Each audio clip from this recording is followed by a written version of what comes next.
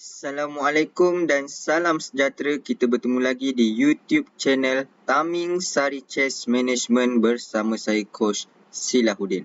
Dan hari ini saya ingin kongsikan dengan anda satu permainan yang dimainkan di London Chess Classic 2016 di antara Grandmaster Fabiano Caruana menentang Grandmaster Hikaru Nakamura.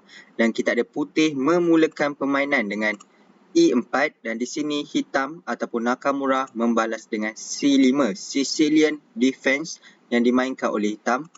Naik F3, D6, D4, pawn makan pawn, naik makan pawn dan seterusnya naik F6 menyerang struktur pawn di E4, naik C3, A6, bishop C5, E6 dan seterusnya F4. Di sinilah bermulanya serangan oleh Fabiano Caruana dengan memainkan pawn ke F4 sekaligus ingin terus menyerang pada arah king side hitam.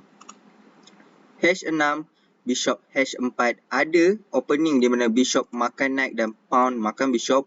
Namun di sini Caruana memilih untuk bishop H4, queen B6 dan seterusnya A3, bishop E7. Baiklah, di sini mungkin akan ada yang bertanya kenapa queen tak makan pawn. Seandainya queen makan pawn, naik A4 sekaligus menyerang queen dan queen tak boleh lari ke mana-mana sahaja. Melainkan queen makan rook dan queen makan queen. Bishop F2, sedikit threaten yang dilakukan apabila bishop F2 menyerang queen. Seandainya hitam memilih untuk castling kingside, sebagai contoh, castling kingside, naik makan pawn di E6 sekaligus menyerang rook dan membuka barisan bishop menyerang queen. Jadi kita ada queen C7, queen F3, naik B ke D7 dan seterusnya B5. Maafkan saya, putih castling queenside dan seterusnya B5. Baiklah. Kenapa B5 dimainkan oleh hitam? B5 dimainkan adalah untuk pergi ke B4 sekaligus merosakkan struktur pawn di A3 dan juga mengancam kuda sekaligus membenarkan bishop ke B7 membawa rook ke C8 ataupun ke B8. Kalau C8 adalah untuk membantu queen menyerang king, manakala kalau B8 pula adalah untuk menyerang pada tempo ataupun long term menyerang pawn di B2 berdekatan dengan king putih. Jadi apabila B5 dimainkan, G4 oleh Caruana, G5, H4, pawn makan pawn di F4 dan seterusnya bishop E2 mengaktifkan bishop dan di sinilah bermulanya serangan oleh hitam dengan B4 dan di sini tak perlu takut, sekadar pawn makan pawn semula. Pawn makan pawn dan seterusnya naik E5 menyerang queen, queen makan pawn di F4, naik makan pawn di G4. Walaupun pawn di G4 dijaga oleh bishop dan juga queen dan diserang oleh knight, dua knight, namun knight di G4 hanya dijaga oleh knight F6, Nakamura memilih untuk sacrifice knight dengan knight makan pawn di G4. Bishop makan knight dan seterusnya. Inilah kenapa knight makan pawn di G4 kerana E5 dimainkan sekaligus membuka diagonal bishop menyerang bishop diikuti dengan knight dan juga pawn di E5 menyerang queen dan sudah pasti queen terpaksa lari. Namun di sini Fabiano Caruana memilih untuk queen makan knight. Sacrifice ataupun pengorbanan yang dilakukan oleh Caruana dengan queen makan knight di F6, bishop makan queen dan inilah sebabnya kenapa Caruana sacrifice queen untuk membawa knight pergi ke D5. Jadi apabila knight D5 dimainkan sekaligus menyerang queen dan juga menyerang bishop diikuti dengan check, queen terpaksa pergi ke satu petak saja iaitu queen D8 bagi menjaga bishop. Dan kita ada knight F5. Sebenarnya inilah kesilapan yang dilakukan oleh Caruana pula.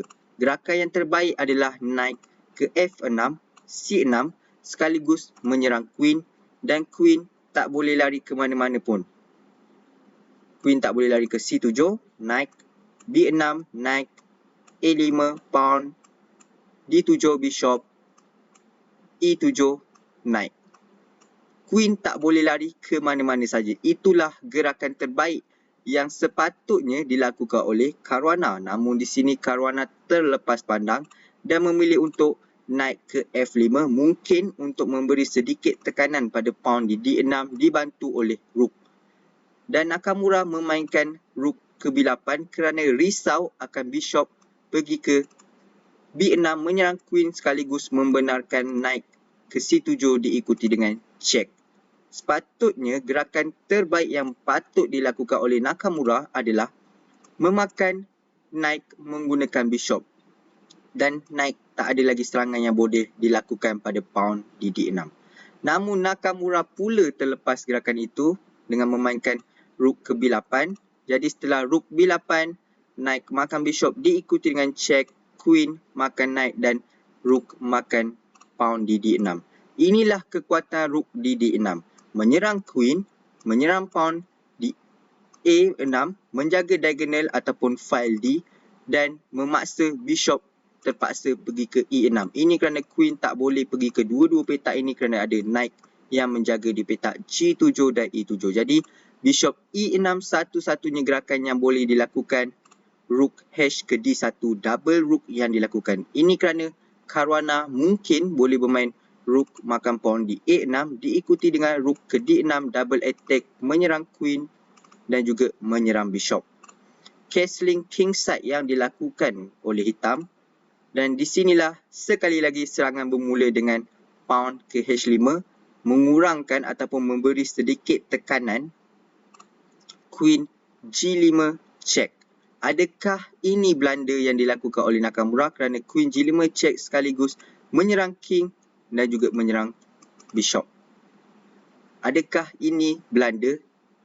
Korang boleh pause atau stop video ni dan cuba cari gerakan terbaik yang boleh dilakukan oleh Fabiano Caruana.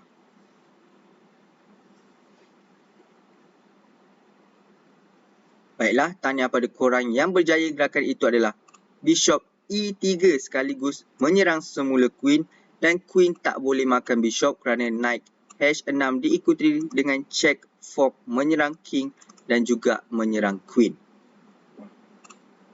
Jadi apabila Bishop E3 dimainkan, inilah gerakan yang terbaik sekaligus menyerang Queen dan membantu Knight makan pawn di H6 diikuti dengan check. Queen F6, Knight makan pawn, check, King H8 dan seterusnya Bishop F5. Tidak membenarkan King naik ke petak H7. Queen E7 menyerang Rook dan di sinilah pawn B5. Gerakan terbaik yang boleh dimainkan adalah Knight makan pawn di F7 diikuti dengan check. Dan sudah pasti Bishop tak boleh makan Knight. Seandainya Bishop makan Knight, Rook H6 check, King lari ke G8 ataupun ke G7. Rook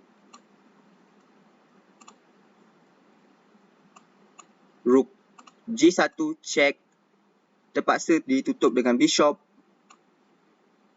Rook makan Bishop diikuti dengan check, King F7 dan di sinilah Rook H7 check dan King terpaksa lari ke bawah dan Rook makan Queen.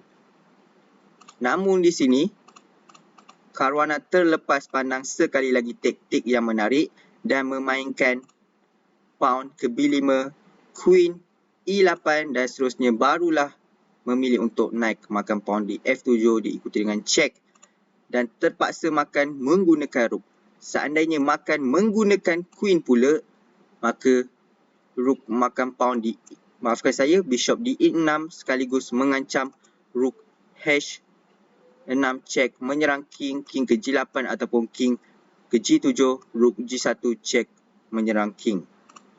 Jadi Knight makan pawn di F7 diikuti dengan check, Rook makan Knight, Rook makan Bishop menyerang pawn di H6, center di H6 sekaligus menyerang Queen.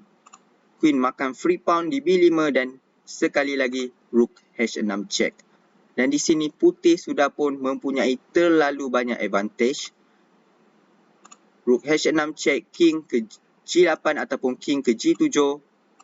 Rook G1 check, King turun bawah, Rook H8 check, King E7, Rook makan rook adalah advantage untuk putih. Ini kerana queen terpaksa makan rook dan inilah killing move ataupun gerakan yang mematikan Hikaru Nakamura iaitu bishop C5 check. Dan sudah pasti king tak boleh pergi ke F6 kerana rook C6 diikuti dengan checkmate, jadi king terpaksa turun ke salah satu petak E8 ataupun D8. Mana-mana saja rook G8 check, king C7, rook makan queen, king makan rook dan seterusnya bishop D6 check, menyerang king, menyerang pawn, king lari ke mana-mana saja, bishop makan pawn dan putih advantage 1-2 pas pawn dengan 2 pieces, manakala hitam hanya mempunyai 1 pieces dan 1 pawn sahaja. Baiklah, sampai di sini saja perkongsian daripada saya, Coach Silahuddin. Dan pada korang yang baru pertama kali datang ke YouTube channel Taming Sari Chess Management, korang boleh klik butang subscribe dan jangan lupa turn on notifikasi supaya korang tak terlepas lebih banyak video-video catur akan datang. Dan terima kasih kerana menonton.